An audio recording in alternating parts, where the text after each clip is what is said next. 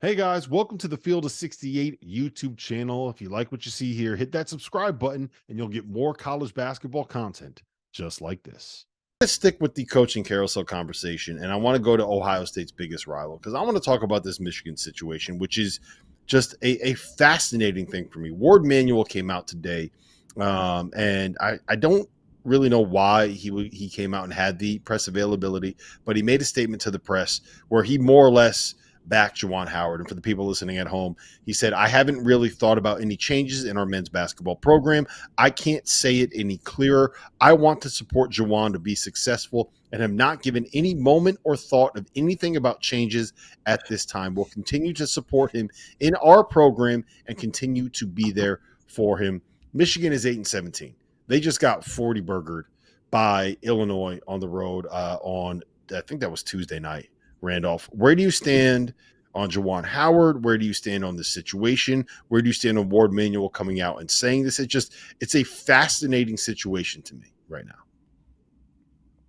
Sweeney, is you? Look, the thing I would say with Michigan is we're risking this getting into toxic territory, right? And I think it was so disappointing that things had to end so ugly for Patrick Ewing at Georgetown, right? This guy's a legend, obviously a big part of their program's history, their success. And I think it was a mistake to let him last as long as it did, because I think it turned a lot of people's feelings about him, the person, around just because of who he was as a coach. And I think really for everyone's best interest, Juwan Howard and Michigan should find a way to part ways in this offseason. Because, look, like they're going to lose 22 games. It's going to tie an all-time record for the program.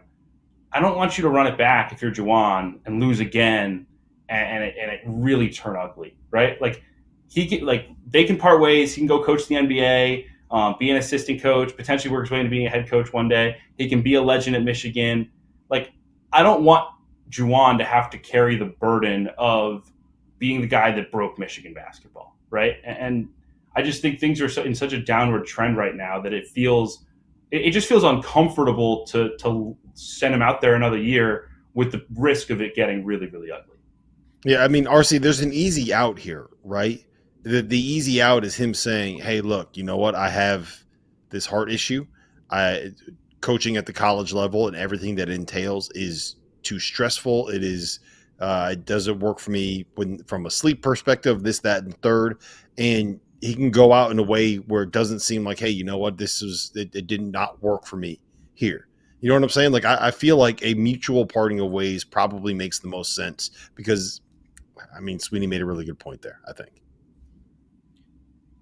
If it's mutual, but the only thing I disagree with Sweeney on is the comparison with Patrick Ewing, because there was, Patrick, the only success he had was the late run winning the Big East tournament to get them into the tournament. Juwan has had success, and let's talk about this. What happens if Caleb Love was allowed to get into school, or if Shannon or any of these guys were there? Like, if is this team this bad? If just those two players was on this team, are they this bad? And he has shown the ability to recruit. RC, and here's the other question I'll ask you: if Terrence Shannon is there right now, and Caleb Love is there right now, and both of those guys are on this team, is Hunter Dickens still there? Do you still have him? Does he make decisions? That's what I'm saying. Like, we can play the what if game and do all that. But my point of saying this about Michigan, it's funny because we were just having the same conversation about Ohio State. Let's not act like these schools don't have the resources. But when you start talking about Michigan and Ohio State, them resources are going to football. And so let's not act like, from a revenue standpoint, that if Michigan wanted a player for basketball to stay there ain't a whole lot of teams that can outbid them. I mean, there's only about 3 or 4 teams probably in the country that can outbid a player. Or, and I don't even want to use the word outbid, but if they have the resources that they have to get a student athlete, and let's call it what it is. I mean, we sat there on Field of 68 and heard Hunter Dickinson talk about how much he still talks to Juwan. He left for, and I get it, it's Kansas, but he enjoyed it there. He loved Juwan. He still talks to Juwan. So you're talking about potentially having him and then Terrence Shannon and a guy like Caleb, like he's showing you he can get guys. Now, are there some things that have to change? I think that's what you reevaluate. You really got to look at this and be like, hey, are you up for this, of getting this back to where it is? Will your health allow you to do that? I think that's all fair. But I do think he's earned the right to say, hey, we got to get back to where we were. I think he's shown you that. But I think the commitment has to be from, if I'm Juwan, who has options, if I'm Juwan, I'm saying, hey, if you want me to do this, this is what it's going to take right now. I think so. That's what I mean. And so it doesn't really matter if you move on. You're right. You're right. You're not wrong.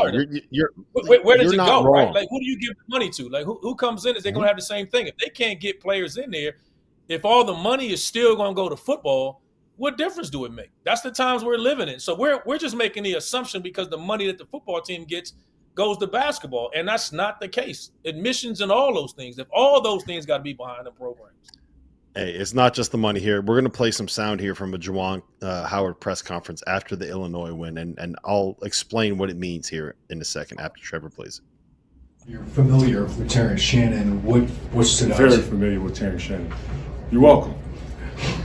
Would you elaborate on that? What stood out about him today? You're welcome. Yeah. Terrence Shannon is a guy who I recruited, who committed to the University of Michigan, as you all are very aware of. And you're welcome. He's played extremely well since he's been here. So basically the story is that Terrence Shannon and Caleb Love both opted to commit to Michigan and wanted to go to Michigan and wanted to play for Michigan and for Juwan Howard, and could not get in for, I guess, academic reasons. Classes didn't transfer or whatever it was. And that kind of sums up the issue with Michigan basketball right now, because, Sweeney, be honest with me. If Michigan football wanted to get a player in, do you think that anybody would give a single flying F about whether or not that kid had a class that was going to be able to transfer from wherever program they were at? Look, I don't disagree with that. And I think RC made some fair points about Juwan's success. And to be clear, he did a way better job overall than Patrick Ewing did at Georgetown. I think the one thing I will say is this. Terrence Shannon and Caleb Love were in the exact same academic situation. They were 3-year kids who were non-grad transfers, right? I understand if you were surprised with Terrence Shannon, even though you could talk no gel Eastern even before that. I understand if you were surprised that Michigan didn't let you do Terrence Shannon. But after a debacle like that, I better be darn sure that everything is lined up. Every duck is in a row, every I dotted, every T crossed before I announce Caleb Love is the key to my offseason, right? Like, I understand you have to give a coach the resources to succeed. And I think Michigan's done a poor job of doing that with Juwan. But I also think the Caleb Love situation in particular is not just a failing of Michigan admissions or Michigan, the school, whatever. It's a failing of Juwan's as well, because you had to plan for that a little bit better than he did. Yep, I think there's a lot of blame to go around all around. Thank you for watching The Field of 68. If you've enjoyed what you've seen here, hit that like button, share this link with your friends, or check out the description for some other places that you can consume Field of 68 content.